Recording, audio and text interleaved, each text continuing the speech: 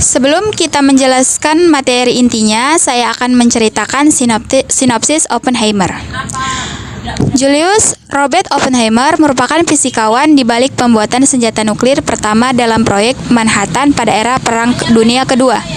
Sebelum menjadi fisikawan yang memimpin proyek itu, Oppenheimer merupakan mahasiswa Universitas Cambridge yang kemudian pindah ke Göttingen hingga mendapatkan gelar profesor. Oppenheimer kemudian meneruskan karirnya sebagai dosen. Di sisi lain, ia mulai mendukung gerakan-gerakan reformasi hingga dicap sebagai salah satu anggota Partai Komunis meskipun ia terus membantah tuduhan tersebut. Franklin Delano Roosevelt yang pada 1939 sedang menjabat sebagai Presiden Amerika Serikat khawatir dengan Jerman yang berada di bawah kepemimpinan Adolf Hitler sedang mengerjakan senjata nuklir. Hal tersebut membuat Amerika Serikat mengembangkan senjata nuklirnya sendiri yang dimulai pada 1942. Pihak Amerika Serikat menggandeng sejumlah ilmuwan yang dipimpin oleh Oppenheimer dan di bawah arahan Jenderal Leslie Groves Jr. dalam proyek tersebut. Arah proyek yang dikerjakan di Los Alamos, New Mexico, itu berubah ketika Hitler bunuh diri 30 April 1945. Amerika Serikat memutuskan untuk menjatuhkan bom atomnya ke Jepang, tepatnya di Hiroshima dan Nagasaki. Namun, terciptanya bom atom itu tidak lantas membuat Oppenheimer merasakan pencapaiannya. Hidupnya dihantui dan tetap menemui halang dan rintang usai menciptakan senjata mematikan tersebut.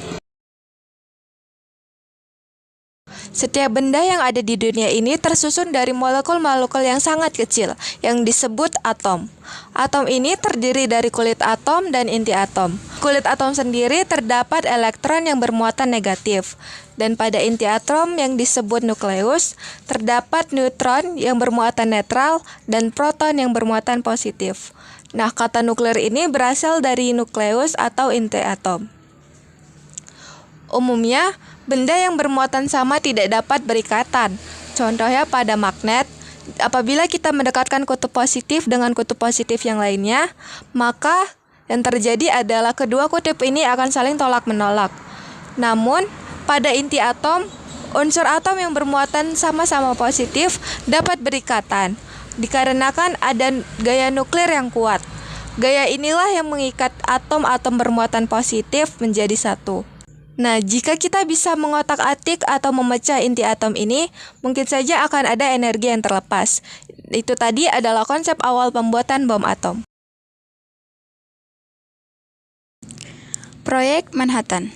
Proyek ini dimulai pada 1942. Proyek ini dibuat sebagai respon terhadap Jerman yang ketika itu dipimpin oleh diktator paling berkuasa pada masanya, yaitu Hitler. Jerman dikabarkan sedang membuat bom yang sangat kuat. Amerika dengan ini membuat Manhattan Project sebagai upaya mempersenjatai Amerika Serikat melawan Nazi Jerman dan ancaman Jepang di Perang Dunia Kedua. Manhattan Project berlangsung di beberapa area di Amerika Serikat dan Kanada. Kantor pusatnya ada di Los Alamos di negara bagian New Mexico dan Oak Ridge di Tennessee. Proyek ini mencapai 1,9 miliar dolar Amerika Serikat. Los Alamos National Laboratory dibangun di atas sebuah mesa, yakni sebelumnya adalah Los Alamos Ranch School. Sekolah itu adalah sekolah lelaki swasta untuk berkuda. Proyek tersebut menghasilkan 2 bom atom, yakni yang dijatuhkan ke Hiroshima dan Nagasaki, Jepang. Ledakan bom atom tersebut menyebabkan kematian 150.000 hingga 200.000 orang. Manhattan Project ini awalnya dikembangkan oleh para ilmuwan, diawali dengan desain meriam pelontar bom yang berbasis plutonium. Pelontar tersebut bernama Thin Man dan Fat Man. Thin Man cukup rumit beroperasinya. Caranya yakni membentur 2 massa plutonium dengan kecepatan tinggi dalam bom. Kemudian pada 16 Juli 1945 berlangsunglah Trinity Test yang dikenal sebagai peledakan bom atom pertama dalam sejarah. Trinity Test itu menjadi uji coba nuklir skala penuh dan disetujui oleh Julius Robert Oppenheimer sebagai kepala laboratorium Los Alamos. Ledakan tersebut berlangsung pada pukul 5.30 pagi yang menghasilkan ledakan 20 kiloton TNT dan menghasilkan kawah sebesar 76 meter. Awan jamur hasil ledakan muncul sejauh 12 km. Gelombang kejut juga dirasakan hingga 160 km. Manhattan Project ini menyebabkan sekitar 24 kematian krunya dalam keberlangsungannya. Kematian tersebut sebagian besar disebabkan oleh kecelakaan konstruksi. Manhattan Project ini merupakan proyek yang paling vital bagi Amerika Serikat. Kerahasiaannya benar-benar dijaga. Pekerja yang bekerja pun dipersiapkan agar tidak mengungkapkan rahasianya. Apabila mereka mengungkapkan rahasianya, akan dipenjara selama 10 tahun. Mekanisme reaksi nuklir terbagi menjadi dua, yaitu yang pertama adalah fisi. Fisi adalah sebuah proses pemecahan inti atom. Salah satu bahan yang sering digunakan untuk fisi nuklir adalah uranium-235 atau plutonium-239. Ketika inti atom uranium ini ditabrak dengan neutron, maka inti atomnya akan menjadi tidak stabil dan terpecah menjadi atom barium dan kripton serta beberapa atom neutron. Dan total masanya berkurang sedikit. Massa yang hilang ini berubah menjadi energi, jadi reaksi ini juga melepaskan energi. Ketika uranium-235 atau plutonium-239 tidak stabil dan pecah, dia juga sambil mengeluarkan neutron 2-3 neutron. Yang dimana neutron ini nantinya dapat menabrak ke atom lain dan terjadi reaksi yang sama. Pecahan yang sama, sehingga yang terjadi adalah reaksi berantai, sehingga terjadi pelepasan energi yang sangat besar, dan ini adalah ide dari pembuatan bom atom. 2. Fusi. Fusi nuklir adalah sebuah reaksi penggabungan inti atom. Atom hidrogen dan atom hidrogen lainnya ketika disatukan akan berubah menjadi atom helium, dan ada sedikit massa yang berkurang dan dilepaskan sebagai energi. Reaksi fusi ini juga yang mekanismenya terjadi di materi, sehingga materi bisa terus menyala dan menghasilkan energi yang sangat besar. Berbeda dengan reaksi fisi yang bisa dilakukan relatif lebih mudah, yaitu dengan cara membombardir inti atom dengan neutron. Untuk reaksi fusi ini membutuhkan kondisi yang cukup sulit, di mana lingkungannya harus khusus dengan tekanan dan suhu yang sangat tinggi seperti yang ada di matahari. Itulah kenapa pada proyek Manhattan ini, mekanisme yang dipilih adalah mekanisme reaksi fisi dengan menggunakan bahan bakar uranium dan plutonium. Namun demikian, eksplorasi untuk reaksi fusi atau dalam bentuk bom hidrogen ini pun juga tetap dilakukan oleh para tim teori di Manhattan Project. Karena ini nanti ada kaitannya dengan potensi bom yang jauh lebih besar lagi dan juga potensi bahwa reaksi fisi nanti bisa menghancurkan dunia. Bom atom yang terlihat di film Oppenheimer adalah implosion. Pada bentuk bom atom ini ada bagian menuju ke dalam.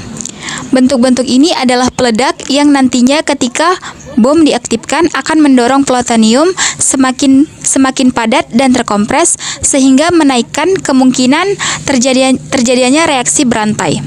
Di tengah-tengahnya juga diletakkan bahan-bahan yang memicu timbulnya neutron sehingga reaksi berantai akan muncul. Ketika menjalankan proyek Manhattan ini, ada kekhawatiran yang muncul apabila bom atom akan gagal, karena usaha para ilmuwan akan sia-sia dan menyebabkan kerugian yang besar. Karena untuk membuat proyek Manhattan ini memerlukan modal yang sangat banyak, yaitu 1,9 triliun dolar Amerika. Lalu ada kekhawatiran lainnya apabila bom atom ini berhasil dibuat. Para ilmuwan khawatir bom atom ini akan membakar atmosfer, sebab reaksi fusi nuklir akibat bom atom yang meledak dapat menghasilkan energi besar, yaitu senilai 6 kg plutonium menghasilkan 25.000 ton TNT. Energi sebesar ini menyebabkan tekanan dan suhu yang sangat tinggi.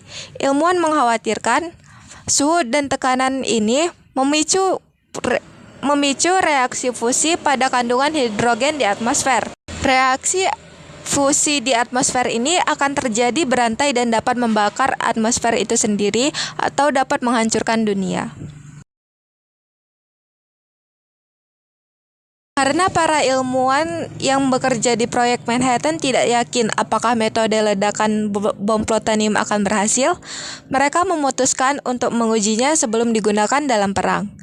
Jadi, pada 16 Juli 1945, pukul 5:29 pagi di gurun New Mexico di Tenggara Socorro, uji coba Trinity yang meledakkan bom plutonium yang disebut Gadget, bom nuklir pertama di dunia, dan memulai era atom. Dengan penggambaran ledakan bom atom pertama, Oppenheimer menyoroti kekuatan destruktif yang sangat besar dari senjata nuklir awal ini. Pada dasarnya, bom atom bekerja dengan membelah atom melalui fisi nuklir. Ini disebut membelah karena pada dasarnya, ketika kita mengambil satu atom dan membaginya atau membelahnya menjadi dua, pusat atom yang terdiri dari partikel-partikel kecil yang disebut proton dan neutron. Fisi yang ditemukan pada tahun 1938 terjadi ketika sebuah neutron mengenai inti atom. Ketika terbelah, menghasilkan dua elemen yang lebih ringan dan yang lebih penting, beberapa neutron dan energi. Keduanya merupakan kunci senjata atom. Sekilas review film Oppenheimer dari kami. Film Oppenheimer ini cukup bagus, namun terasa berat bagi orang awam, sebab banyak istilah-istilah fisika yang jarang didengar. Juga pada awal film, kami sendiri memiliki kesulitan dalam memahaminya, sebab alur cerita yang kompleks dengan timeline maju mundur yang disajikan. Namun di pertengahan film, kami sudah ikut mulai merasakan konflik batin yang dimiliki Oppenheimer. Secara keseluruhan, film ini bagus karena kita bisa mengetahui latar belakang di balik pembuatan bom atom pertama di dunia. Pengambilan gambar dan penggambaran konflik batin yang dirasakan Oppenheimer cukup membuat kami merasakan perasaan campur aduk ketika melihatnya. Itu tadi sekilas review film dari kami. Itulah penjelasan yang bisa kami sampaikan tentang film Oppenheimer. Semoga teman-teman suka dan bisa bermanfaat bagi teman-teman sekalian. Jika kalian suka dengan penjelasan kami, jangan lupa Like, comment and subscribe. Bye.